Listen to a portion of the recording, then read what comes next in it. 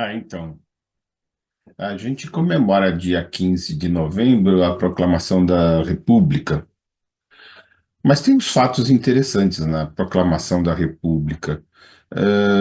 Vamos conversar sobre isso? Vamos lá? Vem para cá. Vamos aprender um pouco.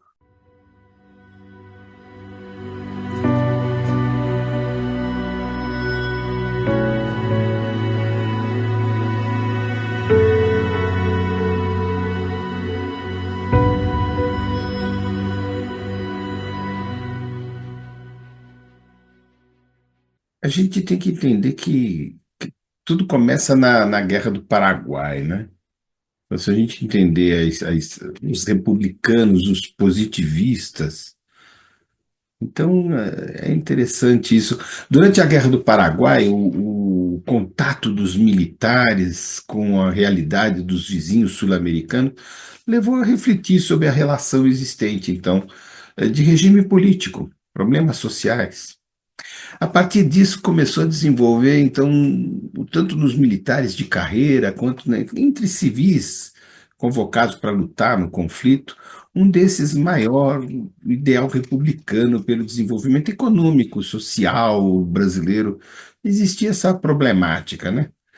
Dessa forma, não foi casual a propaganda republicana tenha sido um marco inicial do que a gente chama de Manifesto Republicano, 1870, ano em que terminou a Guerra do Paraguai, seguindo da Convenção de Itu, 1873, pelo surgimento então dos clubes republicanos, que se multiplicaram a partir de então pelos principais centros no país. Além disso, vários grupos foram fortemente influenciados pela então a maçonaria, Deodoro da Fonseca, pelo positivismo do Augusto Comte, a Igreja Positivista no Brasil tinha ali também grandes lideranças, Miguel Lemos, Raimundo Teixeira Mendes. A propaganda então era realizada pelos dois pontos aí de conflito chamados republicanos históricos, em oposição àqueles que se tornaram republicanos apenas no dia 15 de novembro mesmo, que eram chamados republicanos do dia 16. A ideia de muitos republicanos era vinculada a um período chamado um periódico, né? Chamado então a República, né?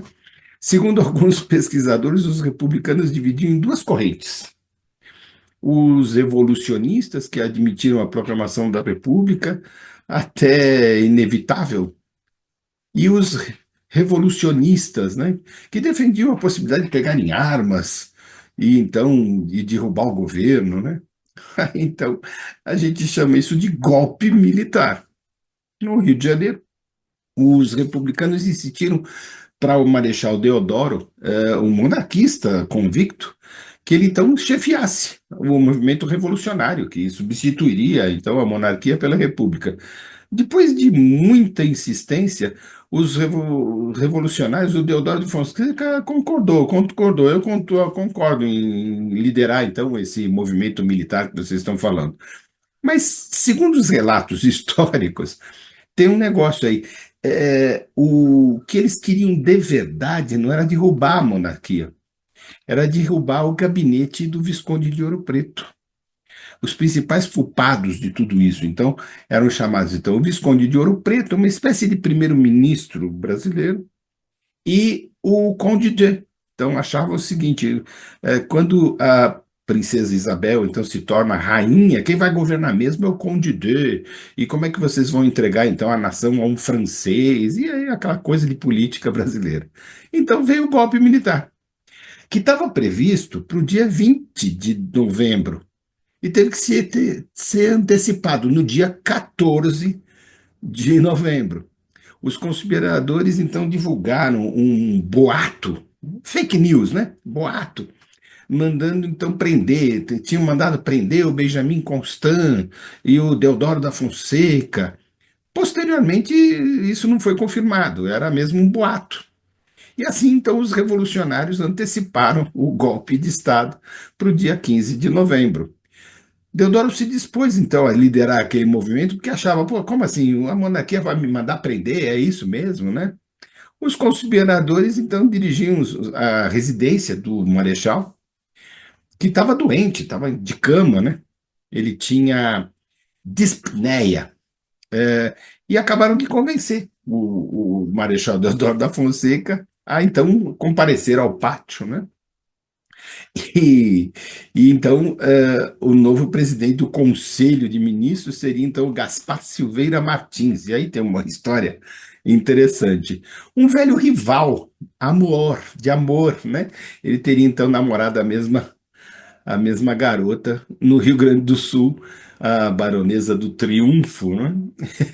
E aí, então, como assim? O Marechal falou, como assim? Esse cara que vai ficar no primeiro-ministro da monarquia? De jeito nenhum, então eu vou mesmo para a praça, né?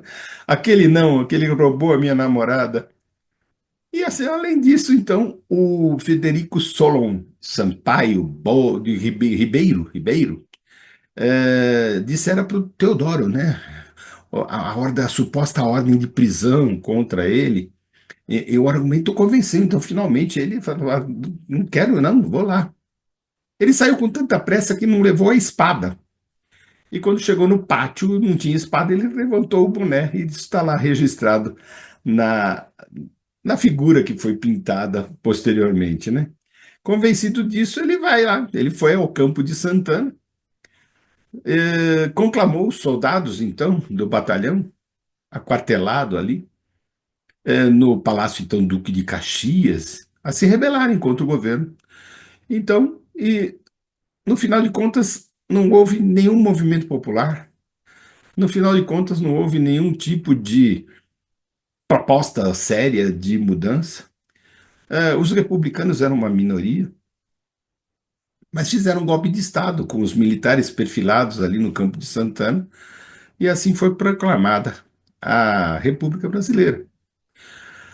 Vale dizer que o general Floriano Peixoto foi o grande arquiteto dessas coisas todas, que acabou substituindo, então, o Marechal Deodoro, e a gente chama isso de República da Espada. Muita gente morreu para que a República de fato acontecesse. Um lugar, suas histórias. E aí, a gente está lembrando a proclamação da República.